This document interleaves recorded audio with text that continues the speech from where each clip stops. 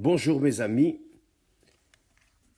que Dieu vous bénisse, que Dieu bénisse la vie de chacun d'entre vous, tous, que tous soient visités par le Saint-Esprit. Et faites attention, s'il vous plaît. Le Saint-Esprit entend notre prière, la vôtre, la mienne. Nous unissons notre foi. Et lorsque nous l'invoquons avec sincérité, avec foi, alors il répond. Voyez, s'il vous plaît, une chose que je voudrais commenter avec vous.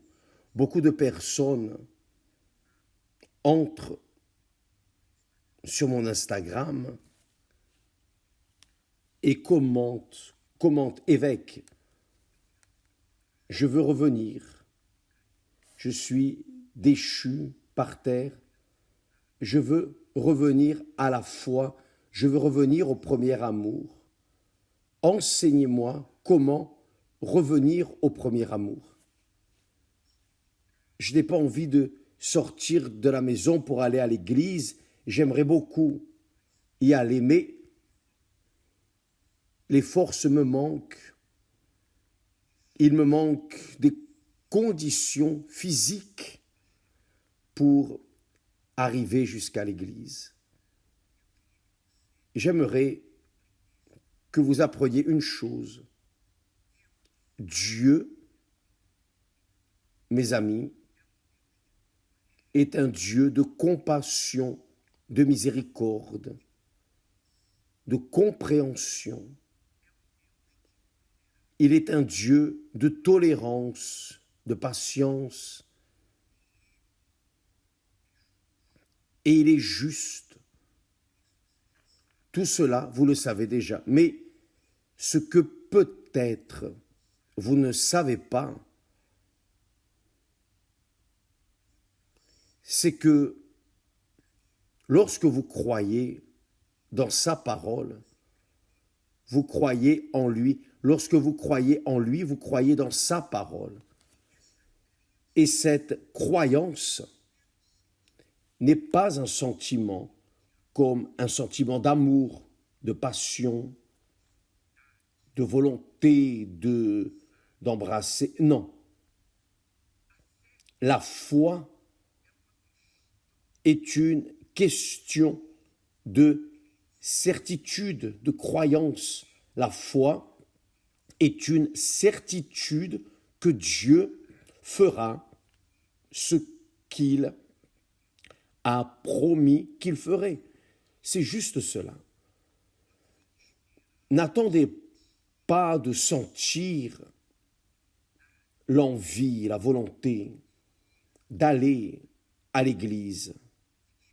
N'attendez pas de compter sur vos sentiments pour que Dieu vienne à votre rencontre. Non, Dieu ne veut que notre foi, notre croyance, la foi pour Dieu est si précieuse. C'est lui qui nous donne la foi.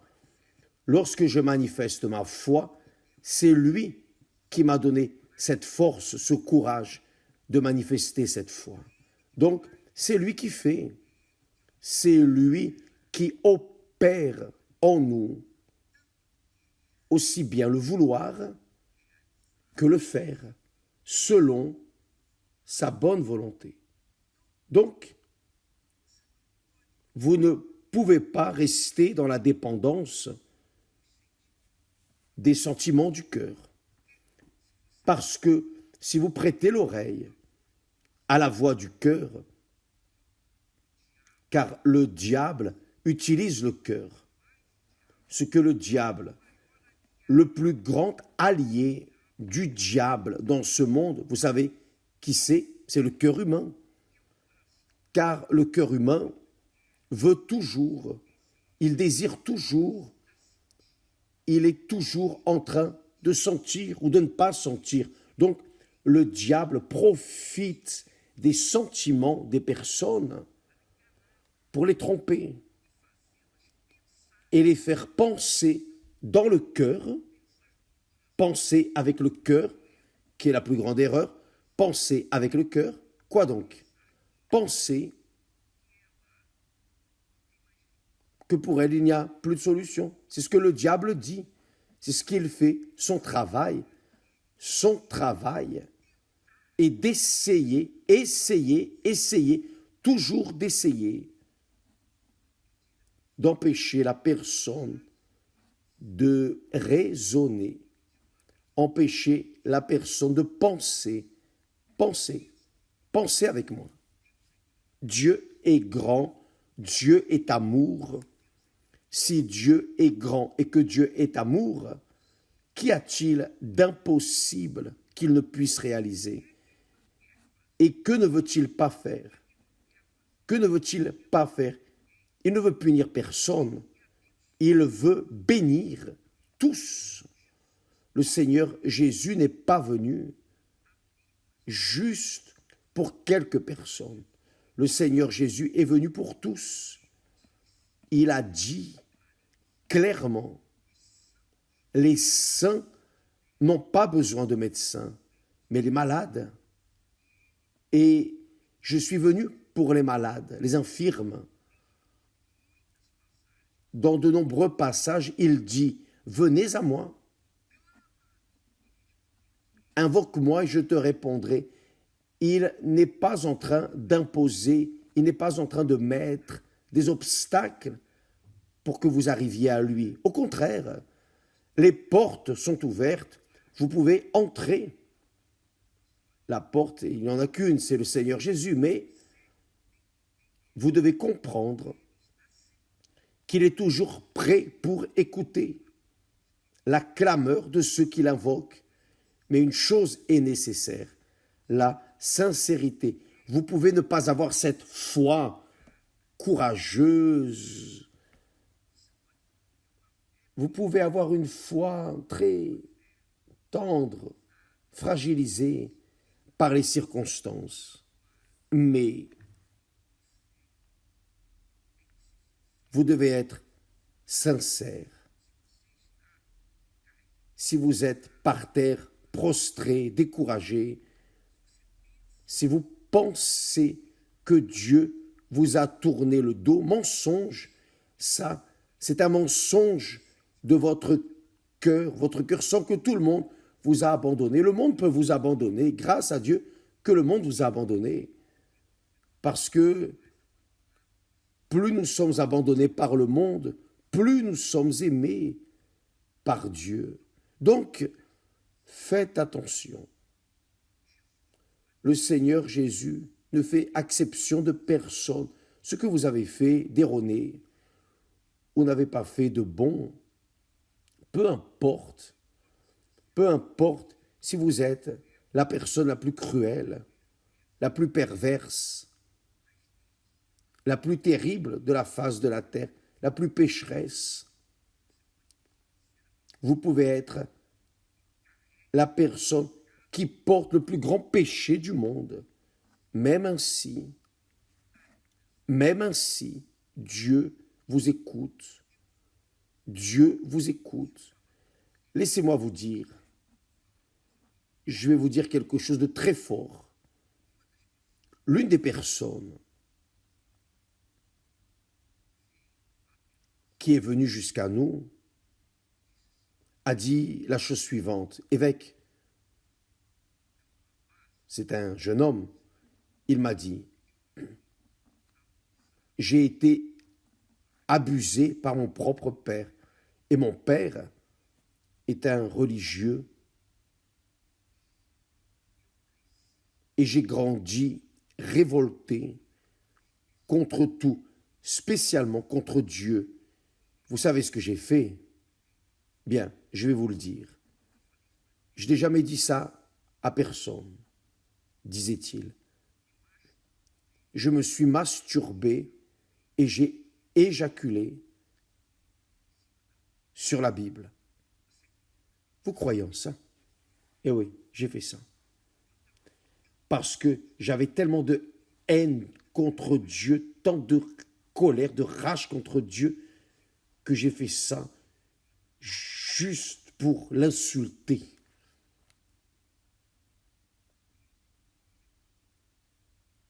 Et l'évêque lui a dit, mais Dieu te pardonne, Dieu te pardonne.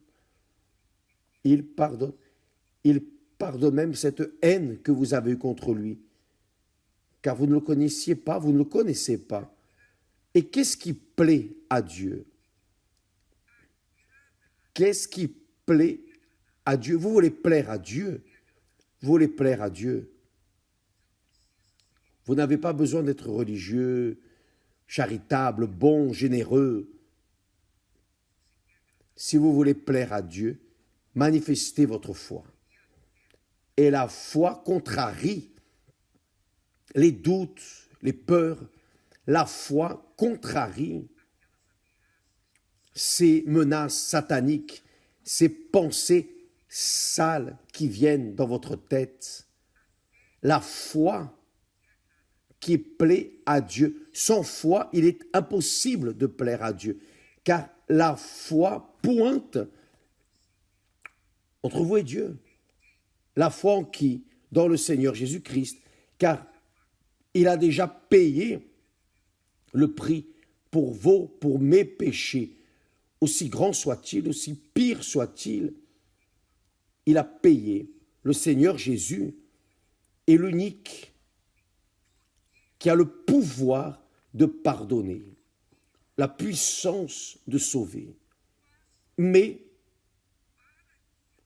pour que la personne puisse recevoir ce pardon, tout ce qu'elle a à faire, c'est croire. Et croire ou la croyance n'est pas un sentiment, c'est une certitude. La certitude que Dieu fera ce qu'il a promis qu'il ferait, juste ça. Donc, vous n'avez pas besoin de mériter, de sentir. Quand la Bible dit « Tu aimeras l'Éternel ton Dieu de tout ton cœur, de toutes tes forces, de toute ton âme, de toute ta compréhension, etc. » Cet amour n'a rien à voir avec les sentiments d'amour que les personnes ont dans ce monde. Non, l'amour signifie attitude, action. Vous prenez une attitude.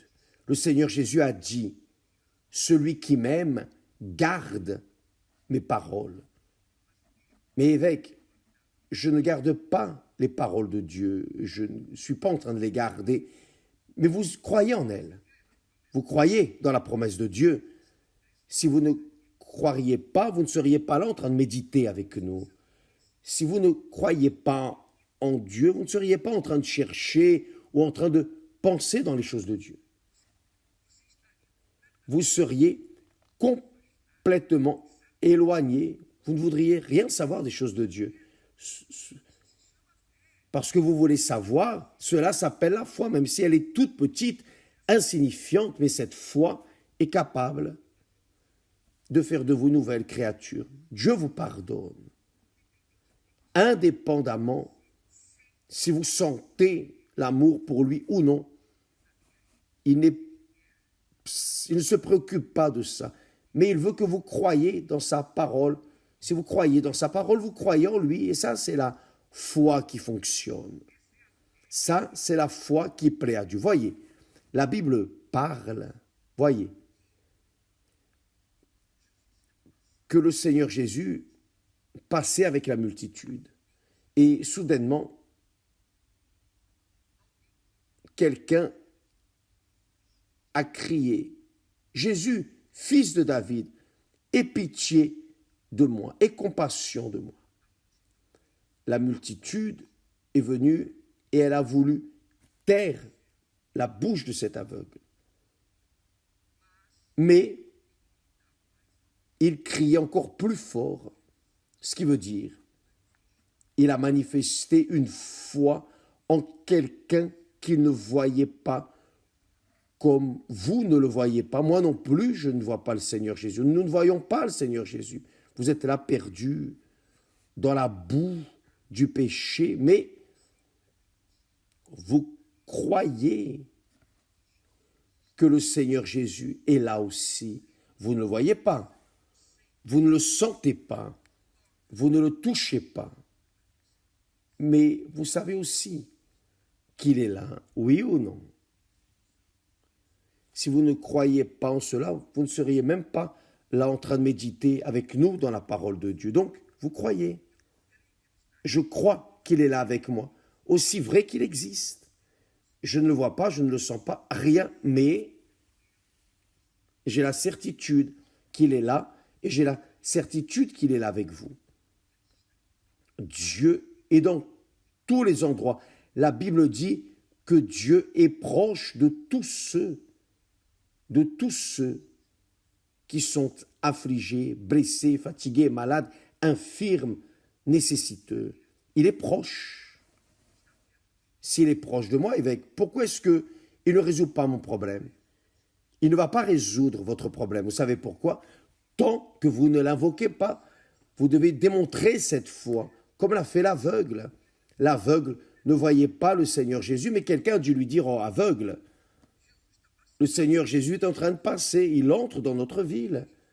Qui est le Seigneur Jésus? Non, c'est celui qui guérit les personnes. Au même instant, l'aveugle a crié.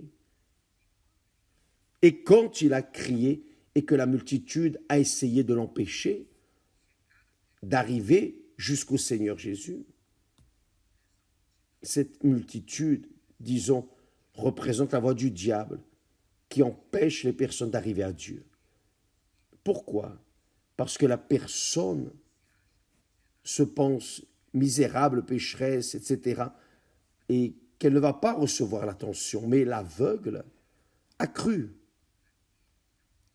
en celui qu'il ne voyait pas, ne sentait pas, ne touchait pas. Il a cru et il a clamé 2 fois, Jésus, fils de David, aie pitié de moi et compassion de moi, miséricorde de moi. Alors, voyez le secret de la foi. Jésus s'est arrêté et a ordonné qu'on lui amène l'aveugle. On lui a amené l'aveugle et qu'est-ce que le Seigneur Jésus a fait? Il l'a guéri à l'instant? Non. D'abord, le Seigneur Jésus a demandé à l'aveugle, « Que veux-tu que je te fasse? Que veux-tu que je te fasse ?» Alors, vous savez que cette petite question a une expression de foi derrière elle. Le Seigneur Jésus savait que l'aveugle était aveugle. Tout le monde voyait cela. Et pourquoi demande-t-il à l'aveugle, « Que veux-tu que je te fasse ?» Parce que, en accord avec la demande de l'aveugle manifesterait la foi. Disons que l'aveugle avait aussi une grippe. Alors, il arriverait vers le Seigneur Jésus et dirait, « Je veux être guéri de cette grippe. » Alors, le Seigneur Jésus verrait qu'il avait la foi juste pour être guéri d'une grippe. Comme l'aveugle a dit, « Seigneur, je veux voir. » Donc, il a démontré, il a manifesté cette foi qui plaît à Dieu. Je te demande ce qui est impossible aux hommes, aux médecins, à tout le monde. Seul le Seigneur peut faire cela. Et à l'instant, le Seigneur Jésus a dit, « Je veux. Va, ta foi t'a sauvé. » À l'instant, qu'il soit fait selon ta volonté, qu'il soit fait selon ta foi. Ta foi t'a sauvé. Ta foi t'a sauvé. Quand le Seigneur Jésus a guéri cet aveugle, automatiquement, il l'a pardonné. Il a pardonné cet aveugle. Quand il guérit, il pardonne. Quand il pardonne, il guérit. C'est ainsi. La foi rend possible le fait que la personne entre dans la présence de Dieu à travers la personne en qui elle croit, qui est le Seigneur Jésus. Si elle croit dans le Seigneur Jésus, alors elle entre dans la présence du Père et elle reçoit à travers le Seigneur Jésus tout ce dont elle a besoin. Elle a demandé quoi? La guérison. L'aveugle a demandé la guérison, je veux voir. Le Seigneur Jésus savait qu'il était aveugle, mais il voulait qu'il exprime, qu'il manifeste cette foi. Je veux voir. Et il a été guéri. Va, ta foi t'a sauvé. C'est-à-dire, ta foi ne t'a pas seulement guéri, mais elle t'a sauvé. Et vous qui êtes là, prostrés par terre, découragés de la vie, avec l'envie de mourir, l'envie d'en finir avec la vie, mes amis, Dieu est là avec vous. Vous ne le voyez pas comme cet aveugle. Même moi, je ne le vois pas. Mais j'ai la certitude qu'il est là. Et j'ai la certitude qu'il est là. J'ai tellement de certitude qu'il est là avec vous, qu'il est là avec moi. Mais il ne va se manifester que lorsque nous allons professer, confesser cette foi. Là est le secret de la foi. La foi est simple. La foi est simple. Mais les personnes, malheureusement, compliquent et pensent et unissent, associent la foi avec les mérites. Non, la foi n'est pas là pour les mérites, si vous méritez ou non, peu importe. Par le simple fait de manifester la foi, vous commencez à mériter. Nous commençons à mériter à partir du moment où nous montrons, manifestons notre foi. C'est ce qui est arrivé à l'aveugle et à tous les autres qui ont été guéris, délivrés par le Seigneur Jésus-Christ. Même les 10 lépreux, des 10 lépreux, un seul est revenu pour remercier. Mais le Seigneur Jésus savait déjà que les 9 autres ne reviendraient pas. Il savait que les 9 autres ne reviendraient pas. Il a trouvé absurde qu'ils ne soient pas revenus. Mais même ainsi, le Seigneur Jésus a guéri les 10. Il a guéri les 10 et un seul est revenu. Dieu guérit, délivre, pardonne, sauve, vient à la rencontre de tous, même les ingrats. Il n'attend pas que vous méritiez pour agir dans votre vie. Il attend que vous manifestiez votre foi en lui. Il est là avec vous. Et vous pouvez même faire la chose suivante. Je vais faire un défi avec vous. Vous dites comme ça. Vous êtes seul, naturellement, seul. Dites-lui ainsi, oh Seigneur Jésus, l'évêque est en train de dire que tu es là avec moi. Si le Seigneur est là avec moi, vraiment, si tu es là, si tu me vois, alors fais-moi un signe. Donne-moi un signe maintenant que tu es là. Il va vous donner un signe. Vous allez percevoir qu'il est là, proche de vous. Vous allez le percevoir. Parce qu'une force, un pouvoir, le pouvoir du Saint-Esprit va vous envahir et va soulager cette situation qui est là, va guérir vos blessures spirituelles, va guérir votre âme infirme, va enlever ces pensées de mort, va enlever cette faiblesse, ces doutes, l'esprit de l'enfer, l'esprit du doute, l'esprit de la peur va sortir et vous allez vous sentir une personne différente. Seul là, vous allez avoir cette expérience avec Dieu là, même où vous êtes, que ce soit à la maison, au travail, à l'hôpital, en prison, où que vous soyez. Vous êtes seul et vous êtes dans cette foi qu'il est là. Vous croyez en cela. Vous êtes comme cet aveugle qui a dit « Fils de David, aie pitié de moi ». Et le Seigneur Jésus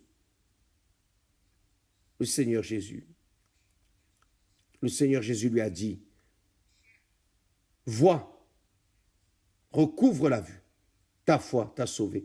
Il va faire cela avec vous maintenant. Il va faire cela avec vous maintenant.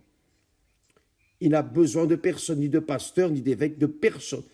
Il n'a besoin que de votre foi, juste cela, rien d'autre. Et c'est gratuit, vous n'avez rien à payer.